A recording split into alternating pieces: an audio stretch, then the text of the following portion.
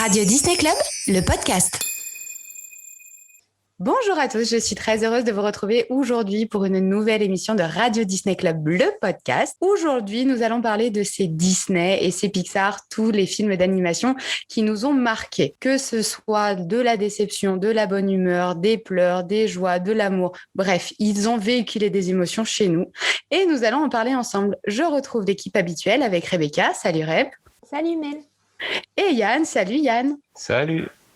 Et aujourd'hui, nous avons un invité. Salut Joshua. Salut Mel. Alors Josh, peut-être que tu pourrais te présenter en quelques mots, nous dire ce que tu fais dans l'équipe de RDC. Ouais. Du coup, moi, je suis rédacteur dans la team Production Disney. Donc, c'est une team qui est assez large. On traite de tout, du Marvel, du Star Wars, les films d'animation, les productions classiques. Donc, c'est bien. On voit un peu de tout, on parle de tout, on s'intéresse à tout. Et bah super, comme ça tu vas pouvoir nous donner ton avis. Pour ouvrir ce nouveau podcast, je vous propose de commencer avec ce qui définit le mieux les Disney et les Pixar, c'est-à-dire que quand on parle d'un Disney, on dit qu'en général les Disney se finissent toujours bien. Allez, merci. Et donc je vous propose de parler de ces happy ends, ces moments touchants, les fins, tout ce qui nous a marqué, cette chose qui fait que Disney est Disney. Et j'aimerais bien avoir votre avis sur lequel, selon vous, est le meilleur Disney avec la meilleure happy end. Alors, on va commencer avec les filles. Je pense qu'en honneur aux femmes, on t'écoute. Oula, je pense que tous les films de princesses finissent bien. On a le fameux happy end, ils vécurent heureux et eurent beaucoup d'enfants, quoi que ça passe maintenant. C'est plus trop le eurent beaucoup d'enfants, mais c'est vrai. Et, moi, du coup, c'est un film de princesse qui m'a beaucoup marqué sur la fin touchante.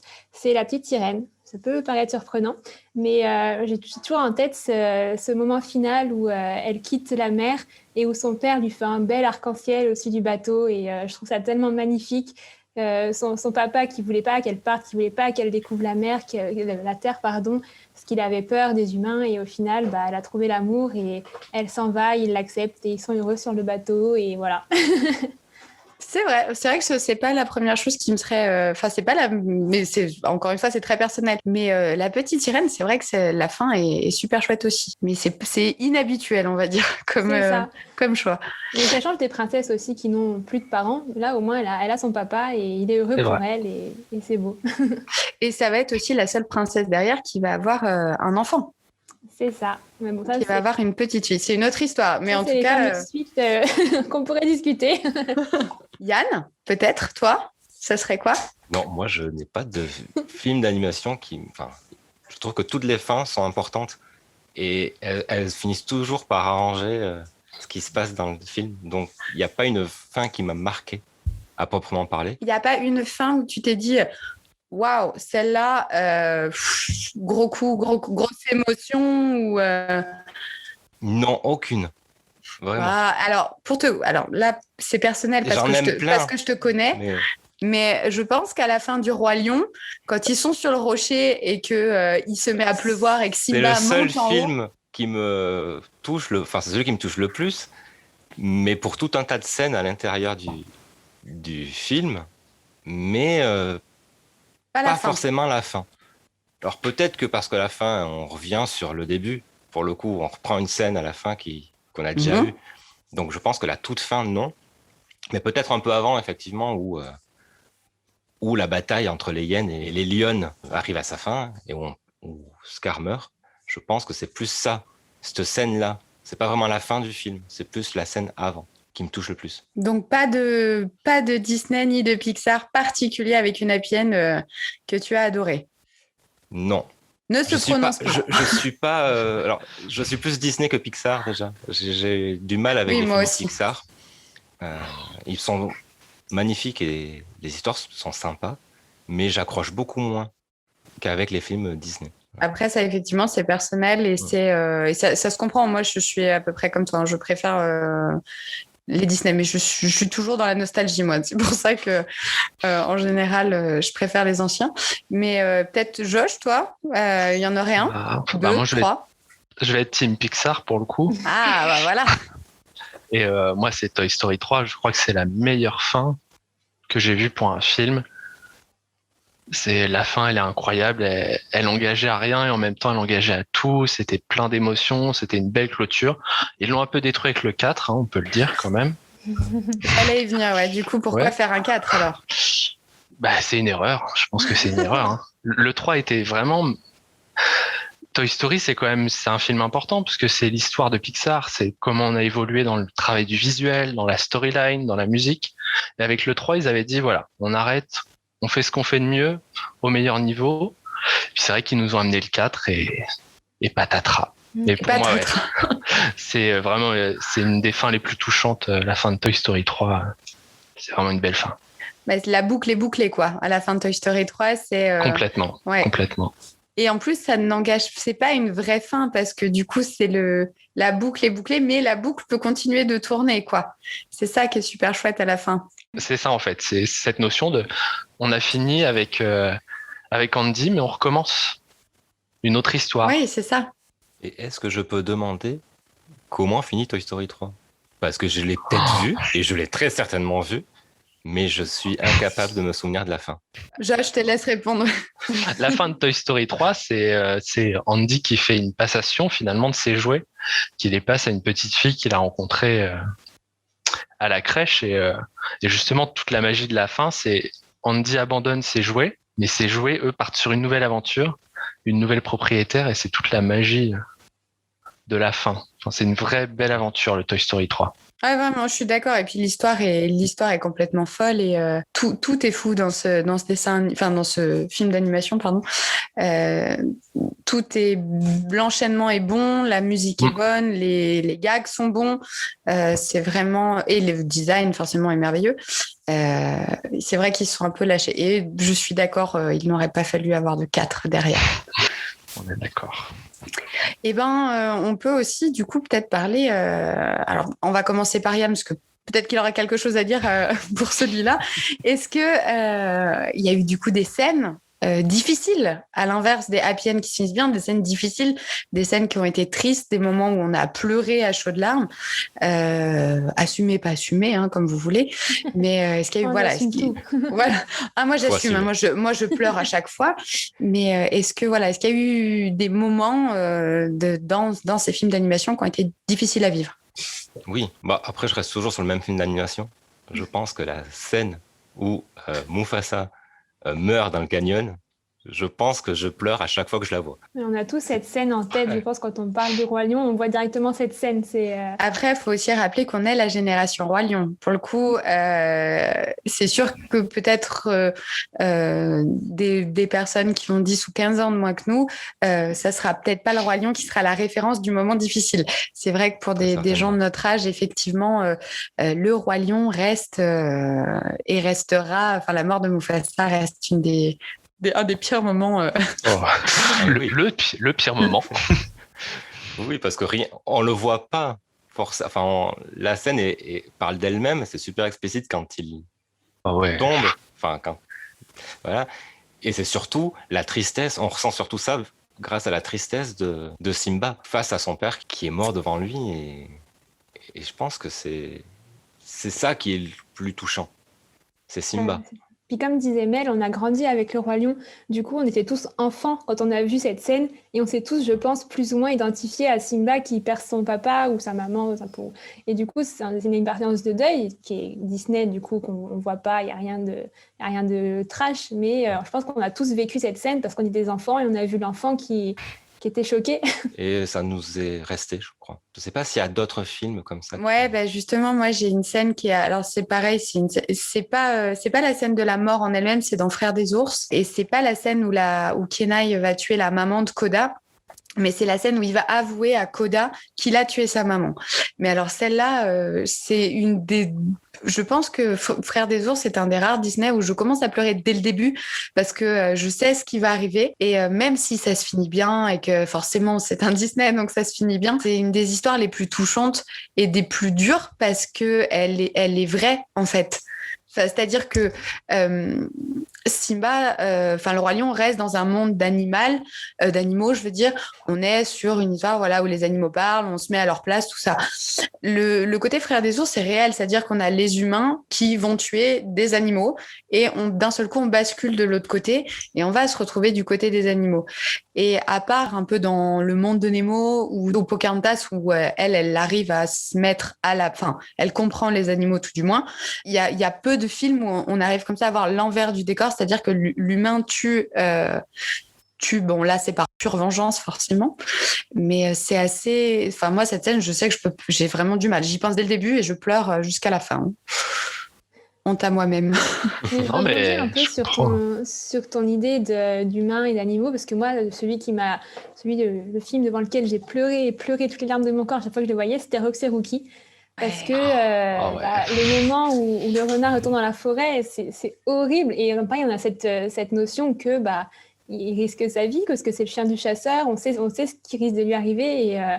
Et on a cette notion aussi de danger. Et alors, Rox et Rookie, c'était une catastrophe. Je ne pouvais pas le regarder en entier.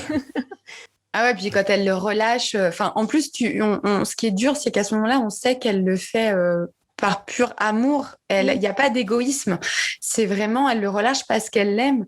Et ce moment est vraiment très, très... Ouais, je suis d'accord, moi aussi, je pleure. De toute façon, je pleure tout le temps, moi, donc il n'y a pas de... Non, mais c'est Rox et Rookie, c'est vrai que c'est un film qui est vraiment en deux temps. Il y a une première partie qui est très Disney, très lumineuse, très, très joyeuse, très heureuse. Puis la deuxième partie, alors là, sortez les mouchoirs, tout va mal. C'est ça.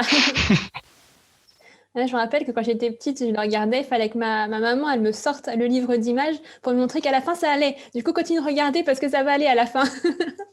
Ah, mais c'est ça, c'est exactement ça. Si on n'a pas la fin, Rox et Rookie est quand même dur, comme Frères des ours et comme Le Roi Lion, en soi, à la fin, si on n'a pas la fin, c'est vrai qu'il est dur, ils sont tous durs à accepter. Josh, tu nous as pas dit, toi? Moi, ce serait, j'en ai plein, hein. La scène d'ouverture de Nemo m'a traumatisé. Mais la mort d'Ellie, désolé pour le spoil, dans là-haut, la femme de Carl, ça je la trouve. Déjà, je trouve que la scène est magnifique. Musicalement, il y a Michael Giacchino qui nous fait rêver. On a la musique mariée de Live qui nous emmène au paradis. Et puis là, on arrête tout, retour à la réalité. Et c'est assez tôt en plus dans le film. Ouais. C'est tout au début, ouais. La scène choquante arrive quand même rapidement. Ouais. Donc voilà, mouchoir nécessaire. Mais dans là-haut, il y a ce moment aussi où il relâche la maison qui s'envole. Et pareil, je trouve que c'est hyper touchant parce qu'il dit adieu à son passé, il dit adieu à sa femme. Et ce moment-là aussi est touchant. Il y a un peu deux moments tristes dans ce film. Quand il ouvre le livre et il voit qu'il est temps d'écrire de nouvelles aventures. Enfin, je sais plus ce qui est écrit exactement dans le fameux adventure book qu'elle lui laisse, où c'est écrit il est l'heure pour toi de vivre de nouvelles aventures. C'est vrai que c'est assez touchant aussi ce moment-là. Mais la mort d'Ellie, elle est la musique derrière, comme tu disais, Josh. La musique est particulièrement touchante. Et moi, j'ai toujours du mal. Pourtant, c'est une musique que je trouve merveilleuse, mais j'ai toujours du mal à l'écouter parce qu'elle me rappelle la mort d'Ellie. Et elle me rappelle pas un moment, même si elle est magnifique, elle me rappelle pas un moment joyeux. Et pourtant, elle passe, par exemple, à Disneyland Paris, elle est dans Main Street régulièrement. Et moi, ça me choque toujours parce que j'entends la mort d'Ellie, j'entends pas des bons moments, quoi. Après, elle est aussi, on l'entend beaucoup sur toutes leurs parties heureuses. Mais la fin est moins sympa. C'est vrai que la fin est pas joyeuse. Et est-ce que vous avez eu des films d'animation qui vous ont déçus? C'est-à-dire que vous les avez vus, mais à la fin, justement, ou au milieu, on s'est dit, mais pourquoi? Bon, hors Toy Story 4, du coup, on a compris. Mais est-ce qu'il y en a où vous vous êtes dit, pourquoi? Mais pourquoi ils ont fait ça? Ou j'ai pas compris, il manque des infos, c'est pas abouti, je sais pas. Est-ce qu'il y en a, Yann? Je pense déjà toutes les suites, ou beaucoup de suites. Ah oui. Il y a certains films qui ont des suites qui ont été plus ou moins réussis. Mais en général, je trouve qu'ils ont beaucoup de mal à être au niveau du premier. Donc déjà, je mettrais déjà tout ça dans le même panier. Après, je trouve que Disney arrive toujours à s'en sortir plus ou moins dans les fins, enfin, à mon avis. Parce qu'on arrive à une situation où tout s'est arrangé. Et il n'y a pas vraiment de film où on a un sentiment d'inachevé. Moi, j'en aime. Je vais laisser les autres parler. Reb? Alors moi, inachevé, déçu, pas tellement. Mais je sais que l'histoire de Rebelle, je me suis pas du tout attachée au personnage. Je me suis pas attachée à l'histoire. Enfin, j'ai voulu le voir longtemps. Quand il est sorti, je voulais le voir. La nouvelle princesse, moi très princesse, je voulais le voir. Et quand je l'ai vu, j'ai été déçue. Pas forcément l'histoire, parce qu'il y en a qui aiment, mais moi, j'ai pas accroché. Je trouve que c'était un peu un melting pot d'autres histoires qu'on a déjà vues. J'ai jamais accroché à ce film, mais même quand je le regarde maintenant, alors que j'ai grandi, toujours, je le trouve en dessous des autres, en fait. Alors, j'en parlerai un peu plus tard, c'est pour ça que je rebondis pas sur ce que tu dis. De quoi, Yann? Je viens de penser à un film. Ah, alors, oh là. vas-y, on reprend, on fait comme si c'était rien passé. Je reprends ma phrase. Moi, s'il y en a un, il est plutôt récent, pour le coup. Je sais. Et c'est c'est Saul. J'ai Ah ouais. pas du tout compris la fin. Je l'ai regardé 2 fois pour essayer d'arriver jusqu'au bout. Et j'ai été assez déçu. Le film est bien mené, l'histoire, ça passe. Graphiquement, il est top. Mais à la fin, j'ai eu un sentiment de me dire, pourquoi ? Ouais. Pourquoi tout ça ? Pourquoi tout le film là-dessus ? Et ça finit d'un coup, et moi, j'ai eu l'impression qu'il a manqué un passage dans le film. Alors, je crois que Josh je crois que Josh a quelque chose à dire là-dessus. Sur Saul, après, moi, je pourrais en parler longtemps des derniers Pixar Disney. Je trouve qu'ils ont tendance, bon, après, on va pas généraliser, parce c'est difficile de généraliser, mais ils ont perdu l'impact émotionnel. Là, je vois les 3 derniers qui sont sortis. Il y a Raya et le dernier dragon, qui pour moi est magnifique, mais comme Saul, il manque quelque chose. C'est un joli film. On passe un bon moment. C'est une aventure. C'est une héroïne. C'est une girl power. Mais je repars pas du film en me disant, est-ce que c'est parce que c'est l'écart générationnel? Peut-être. Mais Saul, j'ai eu le même sentiment où je me suis dit, déjà, la fin, elle est très facile. Trop facile, sûrement. Et puis, on va pas au bout du truc, quoi. On arrête le film. On se dit, il me manque quelque chose, comme tu dis. Un sentiment d'inachevé, quoi. Complètement. Moi, je me suis dit pareil aussi. C'est vrai que quand je l'ai vu, je m'attendais. En plus, ils ont fait quand même une grosse com autour, malgré le fait qu'ils soient pas sortis au cinéma. Il est sorti directement sur Disney+. Sorti sur Disney+. Je l'ai regardé à la fin, j'ai pas compris. Et ce qui est dommage, parce que dans le film en elle-même, ils apportent des éléments qui sont géniaux. Il y a des un peu comme dans Vice Versa, je veux dire, ils ont pensé à des détails, mais qui sont tellement exceptionnels. Mais autant dans Vice Versa, ils sont allés au bout. C'est waouh, il est génial. Autant dans Saul, on va pas au bout. À la fin, c'est comme tu dis, Josh, c'est facile. Et on a un sentiment d'inachevé, un sentiment de pourquoi il y a une suite. Ah, mais c'est fini. Et on comprend pas vraiment, le but réel du film d'animation, selon moi. Alors pour revenir là-dessus, effectivement, moi j'avais Saul aussi que j'ai pas aimé, mais j'en ai 2 autres. Il y en a un où je sais qu'Yann, tu seras pas d'accord avec moi, mais il y en a. Ouais. Attention, on sort les gants de boxe. Mais alors moi, il y a le voyage d'Arlo.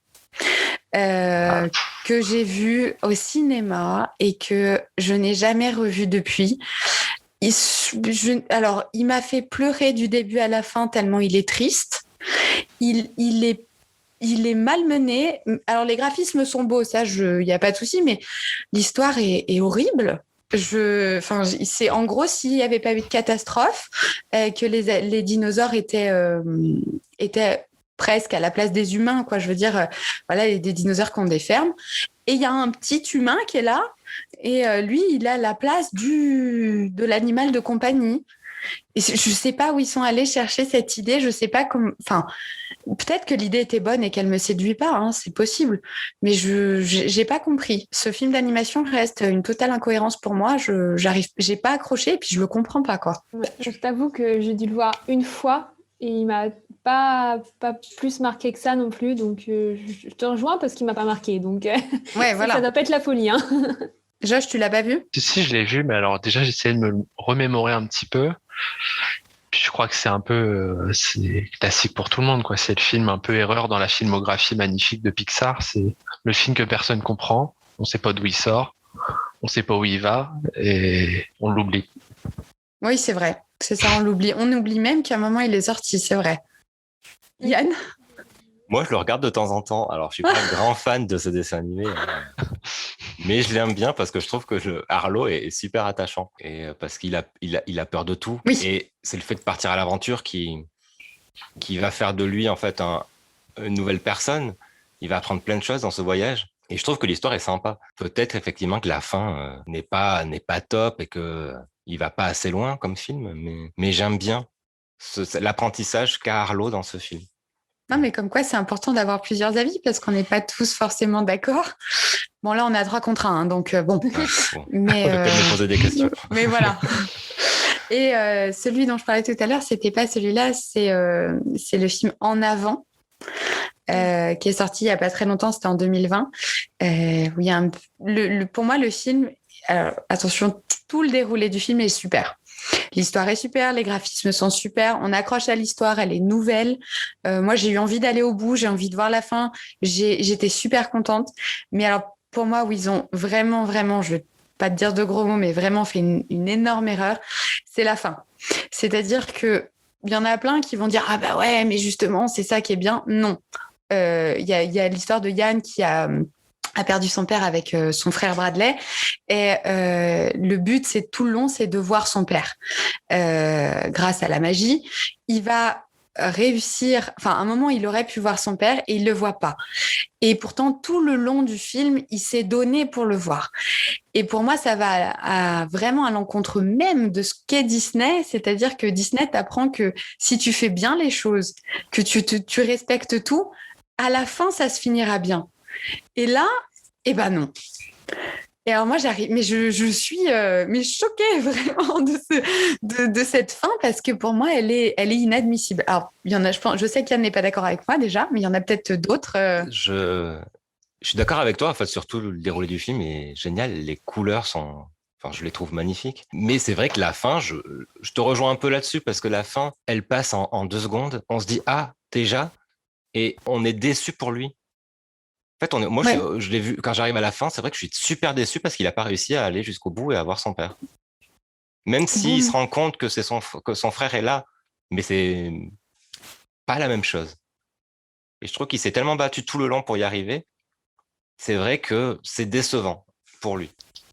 En fait, on s'attendait à un rebondissement. Je pense tous dans notre télé, on s'attendait à ce qu'il y ait quelque chose qui fasse que ah oui, mais non, il peut quand même l'apercevoir, avoir une image. Il revient juste une seconde le voir et en fait, bah non, il y a pas. Mais c'est dans la même ligne de ce qu'on disait tout à l'heure avec Saul. C'est pareil, la fin arrive, le générique défile et on se dit ah bon, ah d'accord. On n'est pas prêt à ce que ça soit fini. Et je pense que c'est la même dynamique. Après, je suis moins choquée que toi, Mel. Pour le coup, ça m'a pas choquée. Je comprends ce que tu dis, mais c'est vrai que je m'attendais à un petit truc final qui fait que il peut l'apercevoir, il peut revenir, il y a quelque chose, mais bon, ça manque. Mais c'est les nouveaux Pixar, je crois. Et toi, Josh? Pour le coup, en avant, c'est Dan Scallon qui a réalisé ça et c'est son histoire, c'est avec son père et je pense que ce côté inachevé, c'est ce que lui ressent par rapport à sa relation avec son père et il y tenait. Enfin, c'est quelque chose où il a beaucoup parlé en interview et pour lui, c'était important qu'il y ait ce côté inachevé parce que c'est comme ça qu'il a construit l'histoire du film. Mais c'est frustrant à visionner, c'est vrai que c'est frustrant. On le voit là, tout penaud, regardant son frère vivre le moment qu'il a rêvé de vivre, et il repart, et c'est fini. Oui, et puis vraiment, alors soit, comme je le disais tout à l'heure, c'est parce que je suis nostalgique, je sais pas, hein, c'est possible, et que je suis trop accrochée aux jeux Disney classiques, mais Disney, moi, ce qui me plaît avant tout, c'est que ça se finit bien, toujours. C'est que peu importe ce qui t'arrive dans la vie, ça se finira bien si tu fais en sorte que ça arrive. C'est-à-dire que si tu es bon, honnête, loyal, bienveillant. Voilà, il y en a une qui disait que la bonté engendre, enfin la bienveillance engendre la bonté engendre la magie. C'est exactement pour ça que j'aime Disney.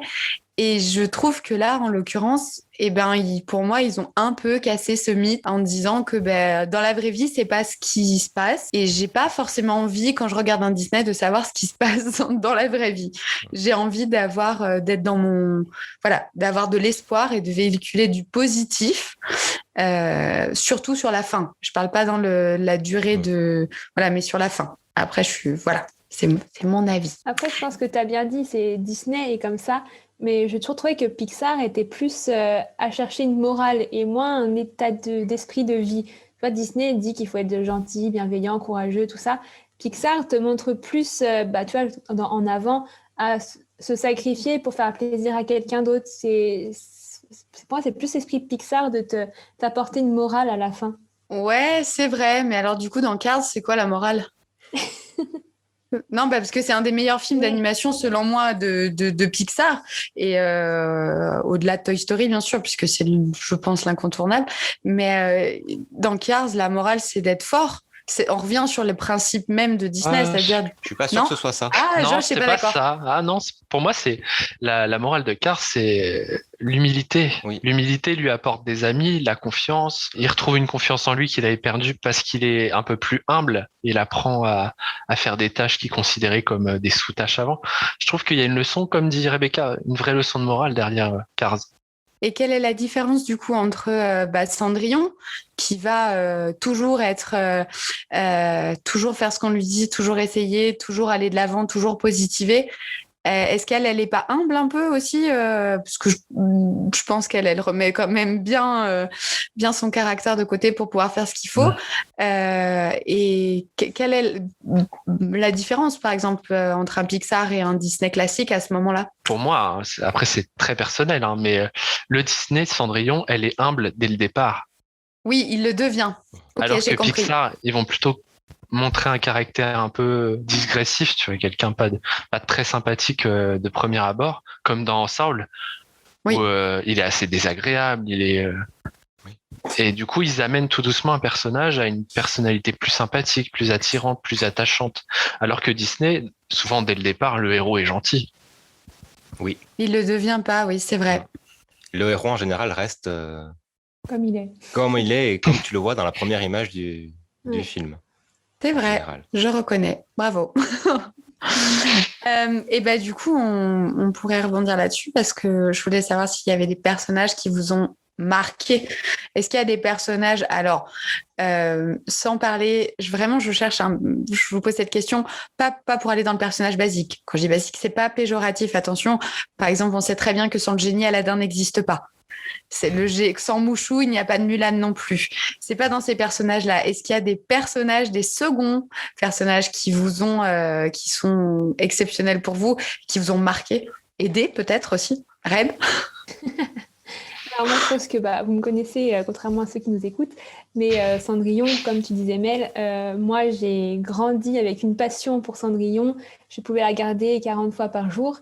Et au final, je me suis complètement imbriquée dans ces valeurs d'être gentille, toujours à l'écoute, toujours, comme dit dans le live action qui est sorti plus tard, mais courageuse et bienveillante, toujours essayer de faire le bien autour de moi. Et pour le coup, c'est vraiment le personnage qui m'a aidée à grandir et dont je suis complètement fan, mais tout simplement pour ses valeurs. Après, je sais qu'il y a que ça peut être un peu un sujet à débat parce que c'est une princesse, on peut l'avoir un peu niaise, gentille, puis elle se fait sauver par le prince charmant, mais c'est une personne courageuse et elle a réussi à pas se laisser abattre et au final, elle arrive à être assez courageuse pour quitter sa belle-mère et pas simplement se laisser écraser et vivre son bonheur. Donc, pour moi, c'est mon personnage marquant. Alors moi, pour le coup, dans Cendrillon, mon préféré de tous, parmi tous, c'est Lucifer. J'aime ce chat, mais plus que tout, il est exceptionnel. Il est mauvais, mais pas mauvais méchant, c'est-à-dire qu'il est juste mauvais. Il est là pour embêter tout le monde. Sa passion est d'embêter. Il n'est pas mauvais comme peut l'être Madame de Trémène. Lui, il est juste là. Il a envie d'embêter. Il va embêter Gus Gus, il va embêter les souris, il va embêter Pato, Cendrillon. Mais il est à mourir de rire. Il est attachant par ce côté-là, je trouve. Et toi, Yann? Moi, je pense que ce qui me marque le plus, c'est des méchants. Je trouve que Oui, moi les aussi, caractères bien des sûr. méchants de quasiment tous les Disney ont des caractères plus marquants, souvent plus de prestance. Et ils misent tous sur les méchants, je trouve. Comme par exemple? J'adore dans le bossu de Notre-Dame Frollo. Ah! Mais il est marquant parce qu'il est méchant, en fait. Ah, mais en plus, Frollo, c'est le vrai méchant. Oui, C'est en l'homme plus, qui lui, c'est veut le tuer vrai. des bébés. C'est ça. Oui, mais justement, il est marquant pour ça. Parce qu'en fait, il est très méchant. C'est peut-être un des plus méchants. Ah bah carrément. Dès le début, c'est pas le capitaine Crochet qui fait croire qu'il tue des comme ça.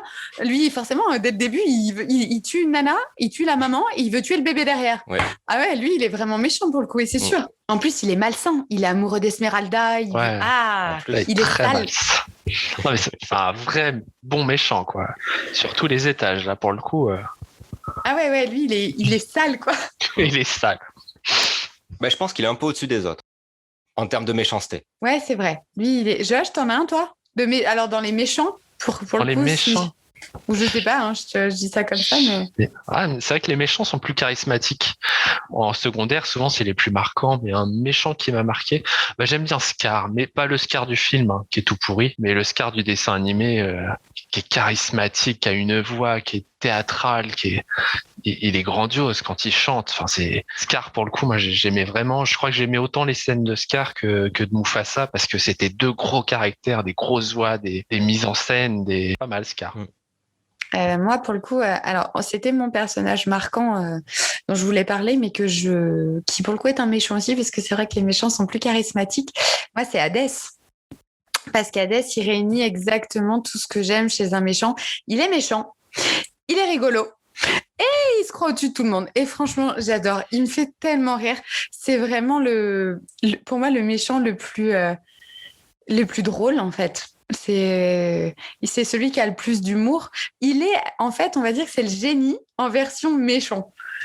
Il a le même humour un peu décalé, avec peine et panique. Il est, voilà, même quand il a enfin, je sais pas, il me fait toujours mourir de rire. Et ça commence dès le début, quand ils expliquent, quand il y a les muses qui chantent et détruire Zeus.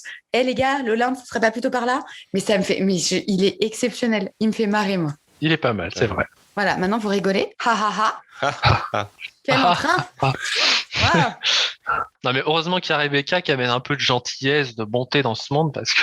Ah, mais moi, j'aime pas les méchants. Je m'attache pas aux méchants. Là, C'est vrai? Je pense que vous dites, mais je n'arrive pas à m'attacher à un méchant, à trouver un méchant spécialement drôle. Enfin, moi, j'ai vraiment la version naïve des dessins animés. Et les méchants, j'arrive pas. Hein. Les méchants, ils sont méchants, c'est tout. Ouais, mais il y a des degrés de méchants quand même. Le capitaine Crochet, par exemple, il est pas vraiment méchant. Il a jamais fait de mal à Peter Pan. Il a jamais fait de mal à personne d'autre. C'est un faux méchant. Et pourtant, il est toujours... Quand il y a à Disneyland Paris ou dans les autres parcs, il y a des soirées Halloween, il y a toujours le capitaine Crochet parce qu'il est représentatif du pays imaginaire forcément, mais c'est pas un vrai méchant. Un Crochet, on est obligé. On a même un peu des fois il est voilà quand on sent qu'il est traumatisé par ce petit tic tac, on a de la peine pour lui quoi. Ah non, moi, j'ai pas de peine. Non, elle a pas de peine. T'as raison. Elle a pas de peine, très bien. S'il y a des histoires, que ce soit l'histoire complète ou juste la fin, qui pour vous ont été inédites, mais dans le sens où non, on s'attendait pas à ça. Alors autre que la déception, comme dans Soul ou dans En Avant, ou voilà, mais vraiment plutôt dans le côté pas forcément positif, mais des moments où on s'est dit waouh, génial, je m'attendais pas à ça. Alors moi, j'avoue, vice-versa, le moment où l'éléphant, il meurt, là où je... Oh non. Bing bong. Oh non. Je m'y attendais pas. Enfin, genre, là, pour le coup, si c'est bien un film, j'en ai pas à ce qu'il y ait quelque chose qui se passe d'aussi tragique, c'est ce film-là. Dans l'introspection, je m'attendais pas à ce que son ami imaginaire, il s'en aille. Il est super dur ce moment-là. Ouais. Pour moi, il faisait partie aussi de mes moments les plus difficiles. La mort de Bing Bong, elle est horrible, mais vraiment. Mais du coup, c'est vraiment un rebondissement. Là, autant il y a plein de films où on s'attend plus ou moins à ce qu'il se passe quelque chose. Là, c'est choquant et c'est un rebondissement pour moi. Tout le sens sur la mort de l'enfance. Ça a tellement de sens, cette scène. C'est tellement travaillé, tellement préparé. C'est du grand Pixar. Enfin, moi, ce film est une pépite. Hein. Ouais. Ce film est génial. C'est génial. Alors, Yann n'est pas d'accord. Nous allons écouter Yann. J'ai bien aimé ce film, mais ça fait pas partie des films que je préfère. Mais les scènes sont très belles en plus. Hein. Quand après, il se sacrifie, je crois, en plus. Bing Bong, ouais. Je veux dire, c'est très beau, hein, mais il me touche pas comme peut me toucher les autres. Dans Vice-Versa, ce qui est quand même poussé, c'est, au-delà de, tout, mais ça va jusqu'au générique. À la fin, on retrouve tous les personnages, alors pas secondaires, mais 40e, qu'on a pu voir passer dans le film, et on se retrouve dans leur tête et on voit les émotions dans la tête jusqu'à aller dans la tête du chien ou dans la tête du chat. Et ça, c'est là que je trouve que c'est une pépite, c'est qu'ils ont vraiment poussé jusqu'au bout, mais en appuyant sur les bons boutons.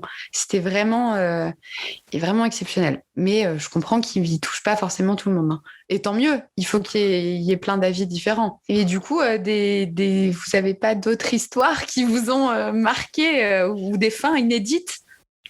Moi, c'est pas forcément une fin, c'est un passage dans Taram et le chaudron magique. Gorky qui se sacrifie pour sauver son nouvel ami, et je m'y attendais pas.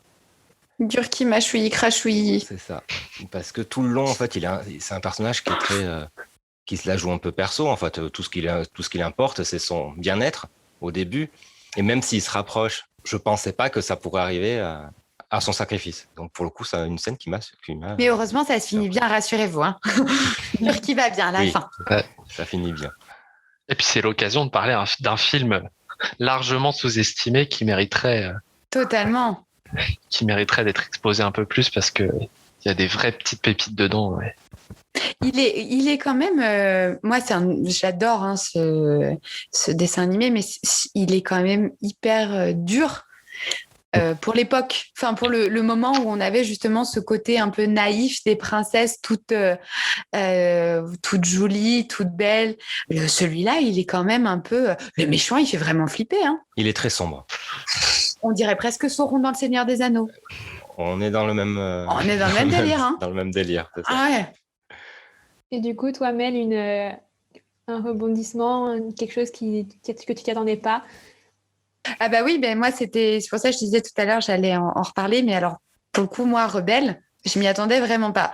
Et c'est vraiment une histoire que j'ai aimée et j'ai apprécié parce que quand je suis sortie du cinéma, je me suis dit, déjà à la fin forcément, mais en sortant, je me suis dit, c'est la première fois qu'on n'a pas une princesse qui tombe amoureuse, qui va finalement se marier, parce qu'au début, on se doute bien qu'elle va pas se marier avec un des 3 ou 4 clampins que son père a choisi, mais on s'attend à la fin à quand même une histoire de princesse Disney.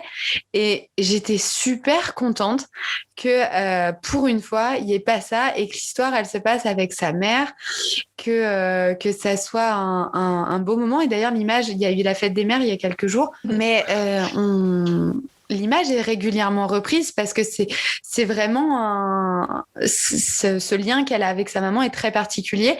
Et il y a un lien de famille en plus dans tout ça qui est très fort, c'est-à-dire qu'ils sont tous soudés. Le père, il aime sa mère plus que tout au monde. Elle va se battre pour que sa mère redevienne normale. Et à la fin, ça se finit pas en Tintinette épouse Tintin, quoi. Et je trouvais ça super chouette. Vraiment, c'était une histoire inédite pour moi et c'est la première fois que une princesse ne finit pas avec...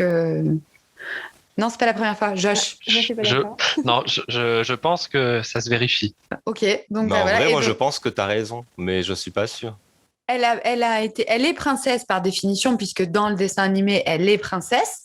Oui. Elle a été intronisée plus tard, comme faisant partie des princesses officielles. C'est qu'elle l'est par naissance. Oui, c'est ça, c'est ce que je disais. Elle l'est par naissance. Mais Anna aussi, elle l'est par naissance, et pourtant, elle y est toujours. Enfin, Anna et Elsa sont particulières. On va pas en parler tout de suite. Mais... ça va venir. Mais après, à côté de ça, t'as Pocahontas. Ouais. Elle se marie pas. Oui, mais elle tombe amoureuse. Elle tombe quand même amoureuse de John Smith. Elle laisse parler son cœur. Elle va pas écouter, elle va pas écouter ce que son père lui dit en allant épouser Coco, mais elle va quand même s'orienter vers ce que son cœur lui dit, John Smith. Ok, c'est très dur. Elle le laisse partir à la fin par amour, mais elle reste. Et dans les suites dont tu parlais tout à l'heure, qui sont un peu particulières, elle retourne quand même, elle va aller en Angleterre pour retrouver John Smith et finalement elle va se marier avec un autre. Donc, se mettre avec quelqu'un d'autre. Oh là. Oui, ça va très loin dans le 2. Oui. Ils se sont lâchés. Trop loin. Ouais. Faut se méfier d'un autre débat avec Rebelle, est-ce que c'est une princesse Disney ? Oui, elle a été reconnue. Je suis sûre à 8 milliards de pourcents. Bon, Ah, ça je va. suis certaine. Et en plus, on a eu cette discussion tous ensemble en rentrant de la soirée Halloween il y a 2 ans, bientôt maintenant, 1 an et demi. Et on a eu cette discussion sur quelle C'est princesse vrai était intronisée ou non. Ouais. Et il y avait. Ouais. Donc, je me C'était il y a rappelle. 2 Elle a ans. marqué. Oh là. Bravo, Mel. Je suis là pour ça. Du coup, je rebondis sur ce que tu disais, Josh, tout à l'heure, sur les sous-estimés. Est-ce que vous avez des films d'animation comme ça que vous trouvez qui ont été sous-estimés, pas assez ou médiatisés, ou alors qui ne sont pas jugés à leur juste valeur? On peut reparler de Taram, hein, mais On pourrait. Ouais, on pourrait. voilà, il faut pas l'oublier. Il ne faut pas l'oublier. Rêve? Alors moi, film d'animation, j'en ai pas eu en tête. Par contre, film tout court, il était une fois. Moi, j'adore ce film. J'adore, je sais pas pourquoi, j'ai une passion pour ce film. J'adore le début qui est un film d'animation. La princesse qui vient dans la réalité, qui se retrouve confrontée au monde new-yorkais qu'elle ne comprend pas, qu'elle ne connaît pas. Elle tombe amoureuse, mais puis du prince charmant. Le prince charmant la rejoint. Moi, je trouve ce film génial. J'ai adoré ce film. Dès la première fois, je le vois encore, je l'adore tout autant. Et cette transition entre le dessin animé, la vraie vie, on retourne au dessin animé à la fin, sortir un peu des clichés, c'est pas le prince charmant dont elle tombe amoureuse, mais c'est quelqu'un d'autre. Elle laisse son prince charmant parce qu'elle a plus envie. Et ce film est complètement passé à la trappe. Il n'y a pas beaucoup de monde qui l'apprécie. Il est même pas sur Disney+. Et Ah Ouais. non. Et par contre, j'ai vu qu'ils allaient faire un 2, je ne sais pas si c'est toujours d'actualité, ils avaient prévu de faire un 2. Donc je me dis, il n'est peut-être pas si sous-estimé, peut-être que c'est qu'en France qu'on n'accroche pas, mais en tout cas, moi, je ne le trouve pas assez jugé à sa juste valeur. Tout à fait. Ben, moi, je fais partie des gens qui l'ont pas apprécié pour le coup. Enfin, Décidément, Oh non. Oh non. entre Rebelle et celui-là. Ben, Ouh. Mais c'est non, mais magique. j'ai pas accroché. Alors après, à ma décharge, c'était vraiment au moment où je suivais Grey's Anatomy et j'ai eu un mal fou à me faire au personnage. Pour moi, c'était, Patrick, de son petit nom, j'arrivais pas à accrocher. Pour moi, ça allait pas et le lien ne se faisait pas. Ouais, pour dire à ceux qui ne le savent pas, du coup, le personnage principal masculin de Grey's Anatomy et le personnage principal masculin principal d'Il était une fois. Donc forcément, pour les fans...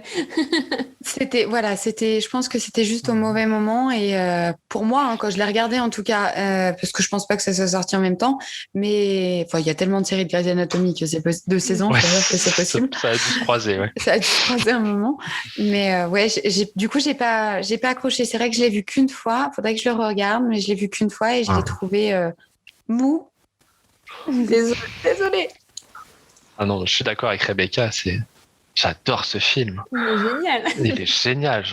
Je l'ai vu mais des dizaines et des dizaines de fois. Et les musiques. Les Les musiques sont musiques, géniales. ouais. Puis Gisèle est incroyable. Non, tout est bon. Tout est bon dans le film, pour moi.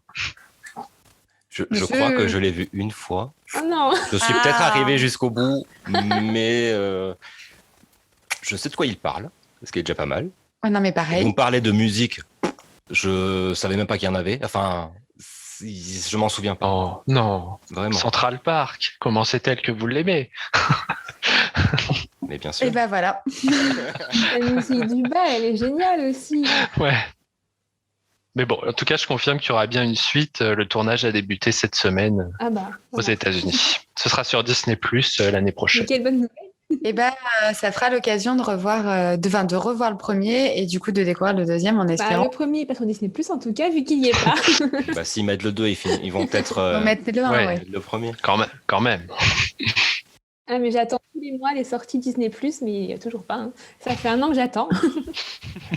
Ça va. Si, mais s'ils sortent un 2, ils vont bien à un moment donné En plus, s'ils sortent le 2 sur Disney+, ils vont forcément remettre le 1 à un moment. Enfin, j'espère. Ce serait quand même logique. Et non, il n'y en a pas d'autres. Alors attends, Si, Rêve, moi j'en elle- ai un. Ah, voilà, Mais vas-y. en plus de Taram, tu vois, je cumule. J'aime beaucoup La planète au trésor. Non, t'avais pas le droit, c'était le mien. Ah bon, bah je te laisse en parler.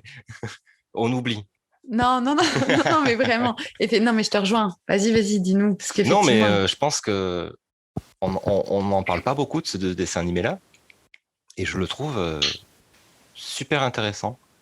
L'histoire est assez original, il me semble. Enfin, je crois qu'il n'y en a Totalement. pas d'autres qui ressemblent à celui-là. L'univers est intéressant. C'est rare enfin, à cette époque-là, c'était rare qu'on fasse quelque chose un peu dans l'espace, comme ça, un peu futuriste. Je trouve les personnages super attachants, que ce soit les principaux comme les secondaires. Et j'adore ce film. Ah ouais, moi, c'est pareil, hein, je te rejoins totalement. Je trouve qu'il est tellement sous-estimé. C'est une pépite graphique, musicalement, parce que vous parliez tout à l'heure de vos musiques. Mais alors, moi, les musiques de La Planète au Trésor, je les écoute en boucle. La version française, je précise, parce qu'il y a des fois, on préfère l'autre. Mais là, la version française, et qui était chantée par David Hallyday. Et je suis vraiment, mais totalement fan. Et tous les personnages, il y a la voix de Mel Gibson est géniale, la voix française. Les personnages sont super attachants. Morph, Morph, c'est un super personnage. Enfin, avec Mulan, on associe Mouchou. Chacun a son petit personnage. Avec Réponse, il y a Pascal. Avec Jim Hawkins, il y a Morph. Et même si pour le coup, il est avec John Silver, normalement, il va s'attacher à Jim Hawkins et il est formidable. Ben aussi, d'ailleurs, est génial. Il est top, ouais. Et je ne sais pas si vous vous rappelez, mais pour les 25 ans de Disneyland Paris, il y avait Jim Hawkins et il y avait Ben qui représentaient Discoveryland. Ça veut dire que quand même, c'est des personnages qui sont importants parce qu'il y en a quand même beaucoup des personnages et ils ont décidé de choisir ceux-là. Mais la question est, est-ce qu'ils les ont choisis parce qu'ils n'avaient pas beaucoup de personnages à mettre pour ce land-là? Mais nous allons demander à la rédactrice en chef de Disneyland Paris, Rebecca. Alors là, c'est une question technique, je t'avoue que je ne saurais pas répondre. Il y a de ça quand même. La Planète au Trésor, c'est le film idéal pour Discoveryland. Oui. Il y avait tellement de choses à faire. Le thème steampunk, c'est tout l'univers de Discoveryland. C'est même frustrant que le film n'ait pas marché parce que du coup, ils en ont rien fait. Et il y a un autre film qui est hyper associé au futur et qui est hyper sous-estimé, c'est Bienvenue chez les Robinson. Ouais, alors... Alors voilà. Je suis la seule, sûrement, encore. Moi, je l'adore parce que c'est vraiment Walt Disney pour le coup. C'est vraiment aller de l'avant. Et c'est exactement ça tout le long du film. Et d'ailleurs, c'est écrit à peu près partout. Aller de l'avant. Et tout le film part de là. Alors, je sais pas pourquoi j'ai accroché. Peut-être parce que j'adore Disco, j'en sais rien. Mais je trouve l'histoire était chouette, les personnages sont attachants. Il n'y a pas de réel méchant, au-delà des robots qui sont méchants. Mais je veux dire, celui qu'on croit être un méchant, finalement, il n'est pas méchant. Et je trouve que l'histoire est bien menée, la fin est bien et juste aussi. Parce qu'il aurait pu avoir une fin où, pour ceux qui connaissent pas l'histoire, la fin aurait pu se terminer là où lui, il est le mieux, alors que non. Il va refaire son histoire parce que c'est ça qui est juste. Et encore une fois, c'est les valeurs, je trouve, de Disney. Mais ce n'est que mon avis. Donc, vous n'avez pas aimé Bienvenue chez les Robinson? Je ne l'ai pas vu. Très bien. Très bien, très bien. Je ne peux pas dire que j'ai pas aimé. Mais pour moi, il fait partie de ces films que je peux voir et revoir de temps en temps, mais qui m'ont pas marqué. Et Josh, t'as pas l'air d'accord? Ah non, moi j'ai eu de brefs souvenirs, mais pour moi t'as La Ferme se rebelle à cette époque-là, Chicken Little. Je pense que c'est les années noires, tout ça. Alors moi, Chicken Little, j'adore. D'accord. Tu cumules, alors, alors j'adore pas. C'est pas la totalité du film, mais je trouve que l'histoire était chouette. C'est facile à regarder. Voilà. Il est facile à regarder. Et il y a des petits moments super sympas quand ils sont en train de danser sur les Spice Girls. Personnellement, à chaque fois, moi, ça me fait mourir de rire. Et dès que j'entends cette chanson, pourtant, je suis la génération 90, je pense à Chicken Little. Mais voilà, je suis peut-être toute seule dans ma voiture à penser à Chicken Little. C'est pas grave. Je le vis très bien. Bon, et sinon, est-ce que, pour changer un peu de sujet, est-ce que musicalement ou graphiquement, il y en a qui vous ont marqué plus que d'autres, peut-être? Graphiquement, je dirais Les Indestructibles qui sont sortis il n'y a pas longtemps parce que on a tous vu passer quand on attendait ce film qui sortait les petits détails, les petits poils sur les t-shirts, les grains de peau. Ils ont vraiment travaillé sur le graphique et pour le coup ça se voyait. Après l'histoire c'est autre chose, mais en tout cas graphiquement je trouvais qu'il y avait du niveau. Oui, c'est vrai, je suis d'accord avec toi. Josh? Moi, j'en aurais tellement. Alors, il y en a un qui allie les deux, pour moi, graphiquement et musicalement, c'est Coco, sorti en 2017, qui, visuellement, il pousse le curseur très loin et musicalement, ils ont réussi à avoir des bonnes trouvailles. Après, si je devais aller que sur le graphique, le dernier Disney, qui n'est pas encore disponible en France, le 4 juin, il me semble, Raya et le dernier dragon, et visuellement, il est assez dingue. Ils sont vraiment montés à un stade qu'ils n'ont jamais atteint. Et bon, après, l'histoire, c'est un autre sujet, mais visuellement, c'est une pépite. Ouais, complètement. On te fait confiance, on le découvrira bientôt. Le 4 juin sur Disney+. Yann? Alors moi, c'est Frozen 2, que visuellement, j'ai adoré. J'ai trouvé les images sublimes. Surtout la scène dans le bateau, où il y a l'eau qui reproduit ce qui s'est passé dans le bateau quand les parents sont morts. J'ai trouvé cette scène superbe. Et j'ai accroché aux chansons. Donc pour le coup, j'aime beaucoup ce film-là. Chanson totalement, on peut pas dire que ça passe inaperçu, mais Anaïs Delva s'est désistée pour diverses raisons et variées qui lui appartiennent. Mais c'est Charlotte Herpieux qui a repris.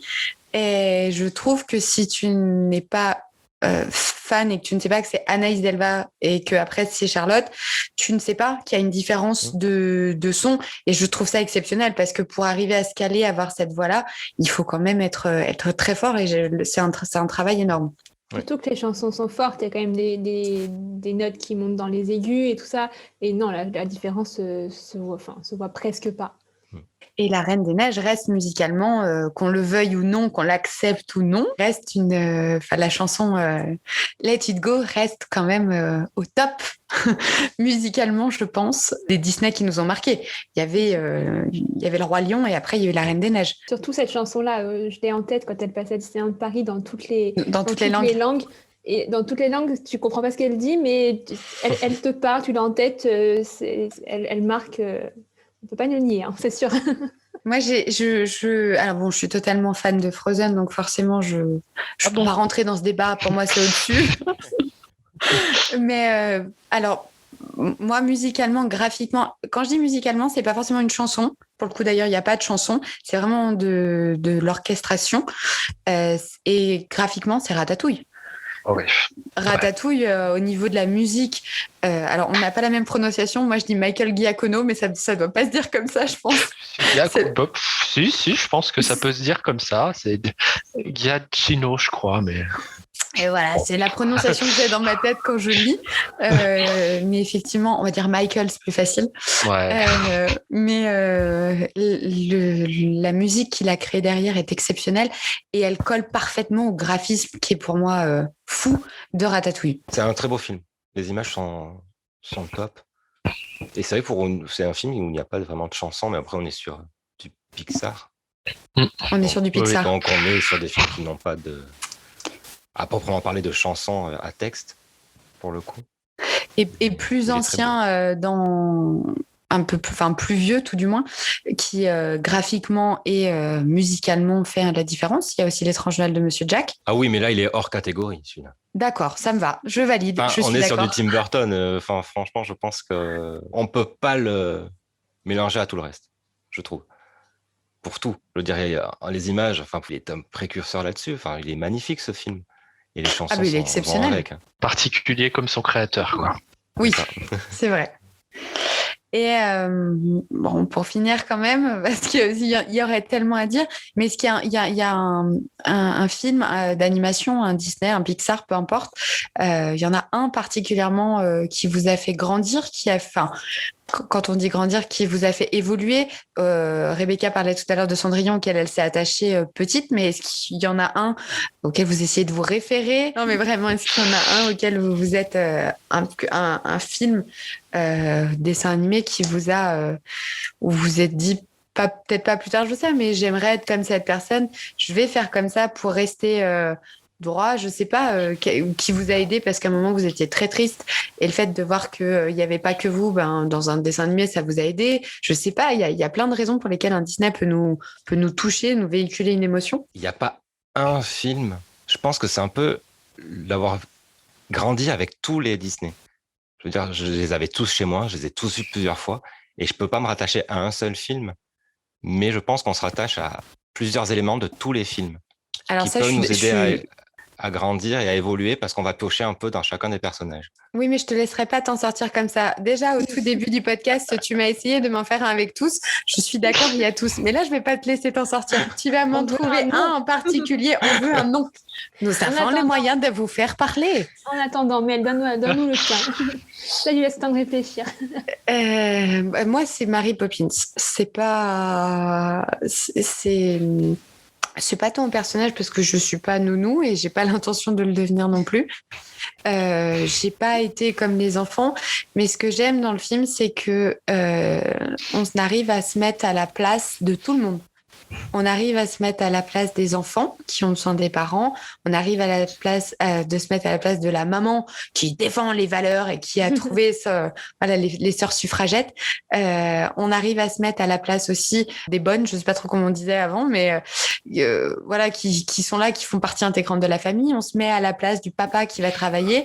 On arrive à se mettre à la place de Burt, et grâce à lui d'ailleurs, on arrive à se mettre à la place de tout le monde parce que lui, il explique ce que tout le monde vit. Il y a cette scène où les enfants, Jeanne et Michael, sont tristes parce qu'ils voient pas leur papa et qu'ils trouvent qu'il est méchant ou des choses comme ça. Et Burt leur explique que qui vient consoler le papa quand il rentre le soir? Qui est là pour lui? Et cette scène, elle a vachement de sens parce que moi, petite, je me suis dit, mais des fois, il n'y a pas que moi. Ouvre les yeux autour de toi, il y a peut-être d'autres gens aussi. Enfin, voilà. Et j'ai toujours trouvé que ce film permettait ça et aussi d'avoir cette part de rêve dans la vie avec Mary Poppins qui dit que tout est possible, qu'on peut sauter dans un dessin pour aller faire un tour de carrousel. Et ce que je trouve merveilleux dans ce film, c'est qu'il y a les deux. Il y a cette part de vrai et il y a cette part de magie qui reste. Et on allie très bien les deux dans celui-là. Voilà, c'était le mien, pour le coup. Yann, tu as réfléchi? Oui, j'ai réfléchi. Si je dois dire un film, c'est pour le message en fait qui dégage. Alors ça sera peut-être La Belle et la Bête, qui te pousse en fait à regarder au-delà des apparences. Au-delà des apparences, et à vraiment essayer de connaître les gens et ne pas les juger au premier regard. Et je pense que c'est très important et on a tendance à l'oublier. Donc ça serait celui-là pour moi. Bravo, beau message. Bien trouvé. Josh, à toi maintenant. Moi, un peu comme Yann, mais je vais quand même en donner un, hein, t'inquiète pas. J'ai été un peu... C'est pour ça qu'on est là, c'est pour ça qu'on est chez Radio Disney Club, c'est parce que tous les films Disney me marquent. Ils laissent tous une empreinte, ils trouvent tous un sens dans ta vie, dans ton histoire, dans les histoires des gens autour de toi. Mais il y a un film qui m'a changé, c'est beaucoup dire, mais qui m'a ouvert des horizons. J'avais regardé Fantasia dans ma jeune enfance, donc je viens d'une famille assez classique où on écoutait Énergie et pour pas en citer d'autres, et j'ai découvert la musique classique et j'ai eu une révélation et depuis j'écoute de la musique classique assez souvent. Mais c'est génial ça. Et ça c'est Fantasia qui m'a ouvert à ça. C'est beau. Ouais, c'est super chouette parce que c'est totalement inhabituel et c'est hyper intéressant. Que voilà, c'était Fantasia 2000 aussi d'ailleurs, qui était un peu moins bien, mais c'est ça aussi Disney, c'est on ouvre la fenêtre et puis on regarde, on prend, on pleure, on rit, Mais on se fait des amis. En plus. Je parle pas de vous. Tes rêves, toi? Moi, j'en ai déjà parlé un peu tout à l'heure avec Cendrillon, forcément, qui m'a aidé à grandir. Après, pour être original et pas reprendre des arguments, je dirais aussi Mulan, dans le message aussi qu'elle véhicule de ne pas rester dans sa case et que si on veut, on peut. Et si on veut aider sa famille et partir à la guerre, et même si on est une fille, et ben on a le droit.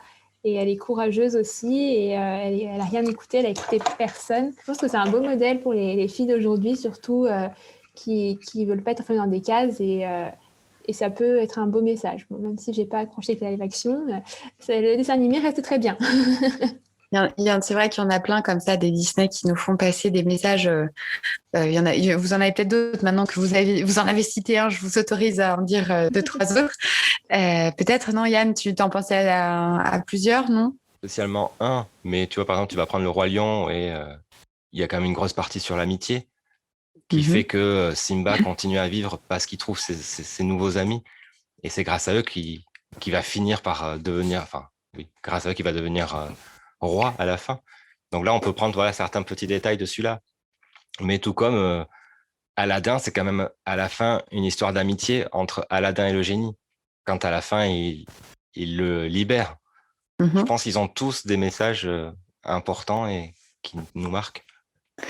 Il y a le côté, pour le coup, du message, je trouve, qui est le plus significatif. Il a été repris après, mais c'est Wall-E. Wall-E qui est le message pour l'environnement, qui est... moi, Wall-E, j'ai mis vraiment longtemps à le regarder. Pour le coup, j'ai commencé les 20 premières minutes, je crois qu'il y a rien. C'est long. Mais pour le coup, c'est une des plus belles prises de conscience, on va dire, parce que on n'a pas envie d'être ce gros qui se balade dans cette station spatiale et qui boit du coca et qui sait même pas ce qui se passe parce qu'il regarde un écran et c'est tellement poussé loin et que ça donne envie de sortir et de faire autre chose. Je trouve que le message est hyper important. Dans celui-là, il a été repris avec Vaiana, pardon, en français, avec Vaiana derrière et Tefiti. Reb, je pensais que tu allais répliquer là-dessus. Oui. Merci. C'est vrai, après, c'est plus subtil dans Vaiana. Ouais, c'est... c'est pas que c'est plus subtil, mais dans Wall-E, tu es vraiment sur les déchets, sur le fait que l'homme a pollué la terre et a détruit sa terre, alors que dans Vaiana, c'est plus poétique et le problème, c'est qu'il n'y a pas de lien avec l'homme, parce que ça reste un dieu qui a été qui lui a enlevé sa pierre. Donc pour le coup, c'est... Oui, mais ça reste toujours les hommes veulent plus. Oui, c'est juste le côté, c'est juste, lui, il donne aux hommes ce qu'ils ont besoin. Il y a une chanson d'ailleurs où il explique tout ça et qui dit qu'il fait tout pour les hommes. Et il est allé voler le cœur de Tefiti pour les hommes, parce que les hommes veulent toujours plus, quitte à se couper l'herbe sous le pied. Oui, mais c'est pas le même. Forcément, non, c'est pas pareil. Pour le coup. C'est le côté écologie, le côté faire attention à sa planète. Je dis, mais pas le côté recyclage, pas le côté. Je comprends ce que tu veux dire. J'ai du mal à exprimer, mais je comprends ce que tu veux dire. Ouais, je t'avoue que j'ai pas vu le parallèle entre Wall-E et Vaiana, mais oui, effectivement, il y a un message écologique derrière et. Mais oui, je vois pas trop. Enfin, c'est pas pareil pour moi. C'est vraiment deux univers différents. C'est complètement différent. C'est d'un côté, oui, tu as les hommes qui se sont laissés aller et que oui, c'est énorme. Mais d'un côté, si on se laisse aller, on va y arriver. Contrairement à Vaiana, où c'est quand même plus mythique, plus historique. On dirait que ça s'est passé avant et qu'on fait attention pour pas y retourner. Mais pour moi, c'est pas la même histoire. Pareil, j'ai pas de parallèle. J'ai pas trop le lien. Pour moi, pas de parallèle. Il nous a choqués, en fait. Ouais, grave. C'était Tefiti la gentille, c'est ça? Et Teka le méchant, mais c'est la même personne. C'est la même. Et en gros, tu vois, quelqu'un de mauvais, du coup, peut transformer Tefiti en quelqu'un de méchant. Moi, j'y voyais plutôt une leçon de morale. Ah ouais, non, pour le coup, elle s'est transformée en méchante parce qu'elle s'est fait voler quelque chose. C'est pas quelqu'un de méchant qui l'a transformée, c'est qu'on lui a volé quelque chose de tellement essentiel, son cœur pour le coup, qu'elle est devenue un démon de lave qui voulait tout détruire parce que c'était plus elle en fait. J'y voyais ça, moi. Le mal appelle le mal et le bien appelle le bien. Le bien appelle le mal, parce que Vaiana est quelqu'un de gentil, quelqu'un qui veut juste sauver sa grand-mère et sauver. C'est ça. Mais je trouve que le contraire n'est pas forcément vrai, mais c'est peut-être moi. Moi, pour le coup, j'ai vraiment un parallèle. Excuse-moi, j'ai vraiment un parallèle avec pas, quand je dis avec Wall-E, c'est pas qu'il y a des ressemblances au niveau de l'histoire, tout ça, mais avec un parallèle avec de protéger la planète sur laquelle on vit. Et j'ai vraiment ce parallèle-là dans le sens où là où il y a Vaiana, il y a la barrière de corail qui aujourd'hui est quelque chose qui est menacé et qui est exceptionnel. Et on voit le noir arriver. Et la fin de tout ça, alors c'est pas dans le même système, c'est pas à cause des déchets. Là, c'est pour le coup, c'est parce que voilà, ils ont volé le cœur de Tefiti. Mais la fin, c'est que c'est noir et c'est la même chose dans Wall-E. Et c'est dans le sens protégeons les choses. Et la fin, tout ça est pas même. Mais c'est le côté nature Et Wall-E, c'est la plante quand même qui fait le parallèle. Bon, je vais pas y arriver, j'arriverai pas à vous convaincre, mais c'est pas grave. Moi, j'ai mon parallèle, c'est pas grave, je suis contente. Tu peux avoir le parallèle dans le fait que les deux sont dus à la bêtise humaine, en vrai. Oui. Bravo. Parce qu'effectivement, ils deviennent comme gros dans Wall-E parce que ils ont tout lâché. Et c'est un peu pareil dans Vaiana, où juste parce que l'humain voulait aller plus loin et en voulait plus, on a volé le cœur de Tefiti. Donc je pense que le parallèle peut être là. Toujours plus. C'est qu'on en veut toujours plus. Qu'on ne sait pas s'arrêter. Exactement. C'est pas faux. Avant de clôturer ce podcast, je tiens à présenter mes excuses au rédacteur en chef de la team Parc US qui a eu la gentillesse de me reprendre. J'ai fait une erreur la dernière fois sur le podcast L'évolution et la nostalgie à Disneyland Paris. J'ai dit que l'attraction Timekeeper était à Epcot. Hors erreur, elle est à Magic Kingdom. C'est chose faite. Voilà, les points sur les i ont été mis. Tout va bien. Je pense qu'on est arrivé à la fin. C'était super, en tout cas, sympa de discuter de tout ça avec vous. On se retrouve bientôt pour une émission spéciale puisque Disneyland Paris, on a eu la date, ça y est, va rouvrir le 17 juin prochain, officiellement, au public. Et on vous prépare une petite émission spéciale réouverture. En attendant, Josh, je te remercie d'être venu nous voir. C'est super sympa de ta part. Merci de m'avoir invité, avec plaisir. Et puis on te réinvitera bientôt aussi, promis. Reb et Yann, je vous revois bientôt pour enregistrer la nouvelle émission. Oui, on se revoit bientôt. Et je vous souhaite une bonne fin de journée à tous. À très vite. Salut. Salut. Salut. Retrouvez tous nos articles sur www.radiodisneyclub.fr.